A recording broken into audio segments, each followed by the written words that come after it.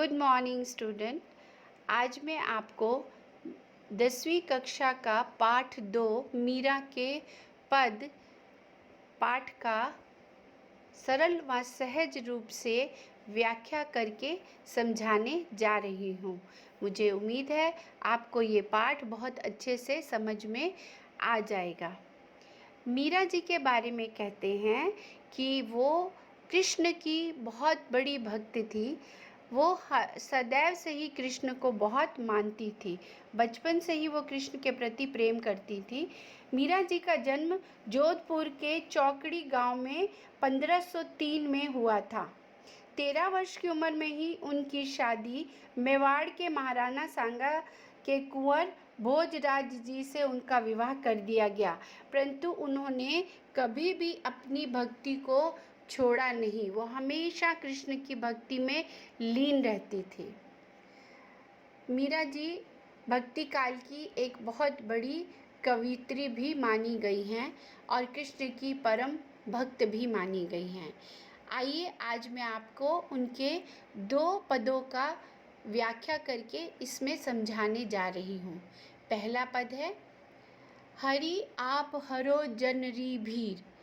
इसमें मीरा जी कृष्ण भगवान से कहती हैं, हे भगवान आप हरो मतलब हरण कीजिए, जन मतलब लोग, भीर मतलब पीड़ा। आप हम सब लोगों की पीड़ा को हरण कीजिए प्रभु। और इसके साथ ही वो कृष्ण भगवान को याद भी करवाती हैं कि हे प्रभु, जिस तरह से द्रौपदी राज लाखी आप बढ़ायो चीर। जिस तरह से प्रभु आपने द्रौपदी के सम्मान को बचाए रखा और उसके वस्त्र को बढ़ाकर उनका सम्मान बचाया, उसी तरह से आप हम सबके सम्मान की रक्षा भी करें।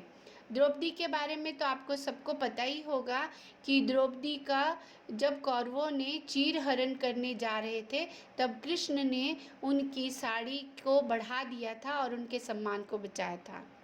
अगली लाइन है भक्त कारण रूप नर हरि धर्यो आप शरीर।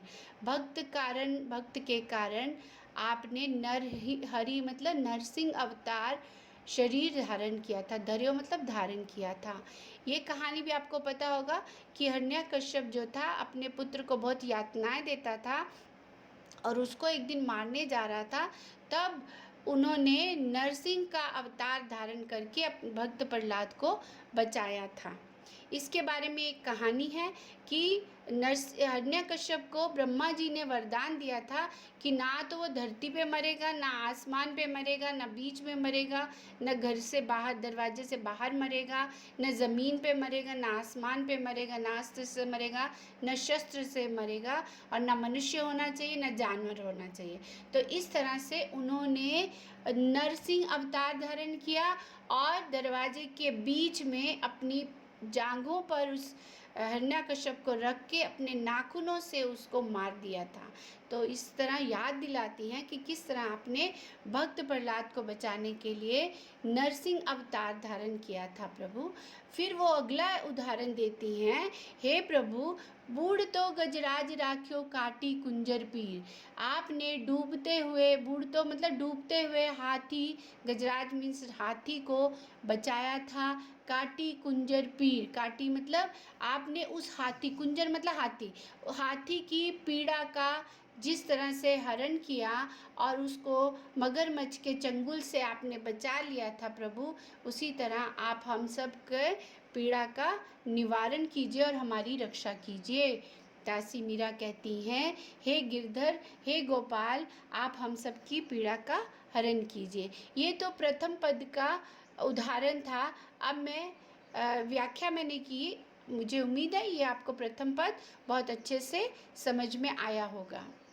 अब अगले पद पे जाते हैं। मीरा जी उनकी इतनी बड़ी भक्त थी कि वो उनके यहाँ उनकी दासी बन के रहना चाहती थी। तो वो प्रभु से प्रार्थना करती हैं श्याम माने चाकर राखो जी। श्याम मतलब कृष्ण भगवान के बहुत सारे नाम हैं, इसमें बहुत सारे नामों का उन्होंने वर्णन भी किया है। श्याम कृष्ण भगवान माने मतलब मुझे, चाकर मतलब दासी बनाकर रख लो।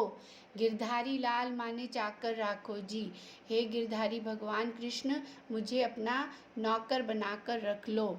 अगली पंक्ति में वो कहती हैं, चाकर रहस्यों बाग लगास्यों, नित उठ दर्शन पास्यों। चाकर मतलब नौकर बन के रहस्यों में बाग लगाऊंगी, लगास्यों मतलब लगाना, बाग लगाऊंगी, नित मतलब रोज, उठ दर्शन पास्यों उठ के आपके दर्शन पास्यों मतलब पाऊंगी। वृंदावन री कुंज गली में गोविंद लीला गास्यों। वृंदावन की छोटी छोटी गलियों में हे प्रभु गोविंद लीला गास्यों मतलब भगवान कृष्ण मैं आपकी लीला का गुणगान करूंगी। गास्यों मतलब गाऊंगी। चाकरी में दर्शन पासियों सुमरन पासियों खर्ची। वो कहती हे प्रभु आपकी नौकरी के बदले में जो मुझे वेतन मिलेगा, चाकरी मतलब जो मुझे पैसा मिलेगा, वो आपका पैसा मतलब वेतन जो उनको मिलेगा वो उनके दर्शन पाना मेरा वेतन हो जाएगा। सुमरन पासियों खर्ची, और जो मुझे खर्च प्रभु मिलेगा वो आपका प्रतिदिन दर्शन पाना। सुमरन पासियों खर्ची, सुमरन स्मरण करना, सुमरन मतलब स्मरण करना, जो खर्च में मुझे मिलेगा वो आपका स्मरण होगा। भाव भक्ति जागीर पासियों, जागीर मतलब प्रॉपर्टी, भाव भक्ति मेरी जागीर हो जाएगी, पा जाऊंगी। पासियों मतलब पा जाऊंगी। तीनों बातें सरसी, और मेरी तीनों बातें सरसी मतलब सफल हो जाएंगी। इस तरह से वो उनकी नौकरी में जो चीज़ें पाना चाहती हैं वो उसका व्याख्या उन्होंने की है। फिर वो कहती हैं हे प्रभु मैं आपके दर्शन पाना चाहती हूँ। और दर्शन कैसे पाना चाहती हैं? मोर मुकुट पीताम्बर सोहे, गल वैजंती माला। वो कहती है प्रभु आपने मोर मुकुट पहना हो, पीताम्बर सोहे मतलब पीले रंग के वस्त्र आपके शरीर पर सुंदर लग रहे हो, गले में वैजंती माला पहन रखी हो। गल वैजंती माला मतलब गले में वैजंती माला पहन रखी हो।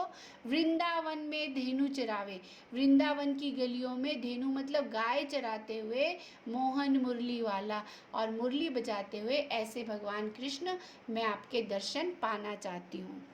और फिर वो कहती है ऊंचे ऊंचे महल बनावा विच विच राखूं बारी।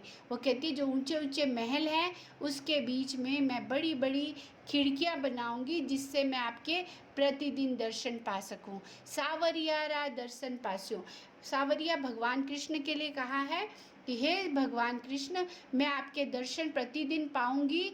और किस तरह पाऊंगी? पहर कुसुम्बी साड़ी, लाल रंग की साड़ी पहनकर मैं आपके दर्शन पाना चाहती हूँ। अगली पंक्ति में कहती हैं आधी रात प्रभु दर्शन दीजियो। आधी रात को ईश्वर आप मुझे दर्शन दें। और कहाँ पर दे? जमुना रे तीरा, जमुना के किनारे, तीरा मतलब किनारा, जमुना के किनारे आप मुझे आधी रात को प्रभु दर्शन दीजिए। मीरा रा प्रभु गिरधर नागर, मीरा के प्रभु गिरधर नागर, हिवड़ो घनो अधीरा। मेरा हिवड़ो मतलब हृदय में मेरे, घनो मतलब बहुत ज़्यादा, अधीरा मतलब व्याकुलता छा रही है, यानी वो जल्दी से जल्दी प्रभु के दर्शन पाना चाहती है। मुझे उम्मीद है आपको ये दोनों पद्य बहुत अच्छे से समझ में आए होंगे और आसान भाषा में मैंने समझाने का प्रयास किया है। धन्यवाद।